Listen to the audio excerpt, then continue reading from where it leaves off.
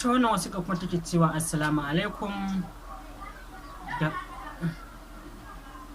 akwai wata budurwa ta ne ita ce tana sona kuma amma ta fara cewa tana sona ne ta zuƙo ni a hankali har ni ma na faɗa.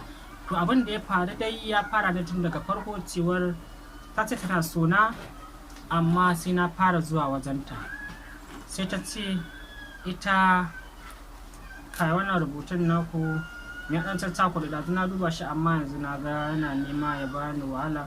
To ta ce ba za ta iya kulawa da ni ba sai na je gabanta na kalle ta ido da ido na ce ina santa. Matan Afirka, the African female. Haka aka yi na je da kan nawa na ce ina son nata. Dole ita ta fara cewa tana sona. To bayan na faɗa mata ban yi 'yan kwanaki da yawa ba sai ta fara yi min wulaƙancin yau daban na gobe daban, kuma ba komai yasa hakan ba sai dan ta ga dai ina son nata kamar yadda ta buƙaci in ce mata ina son ta, amma kuma ni yanzu take wahalar da ni. Na rasa yaya zan yi da ita, na bi ta na rasa yaya zan yi. Dan Allah ya kamata na yi da wannan baiwar Allah, amma dai magana ta gaskiya ina son ta. Ban sani ba yanzu ko ta daina so na ne ko ya abin yake, shine ban sani ba.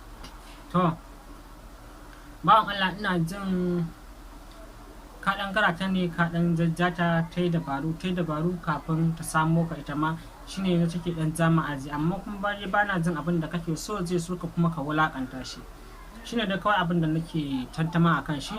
Zai wahala abin da kake so kake farauta kake neman shi ruwa a jallo kuma ka samu kuma ka zo ka wulaƙanta abin da ɗan kamar wuya, amma dai tunda ya faru gare ka shawara daure ka ganta mana fuska da fuska duwa da ai za ku haɗu ko in kun haɗu ya ake ciki kaza ne ku yi magana ku tsaya da matsaya guda ɗaya.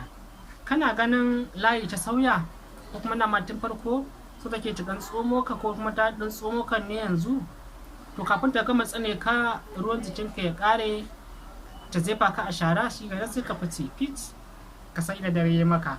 Amma ka ci gaba da zama to fa kai ka siya, amma sami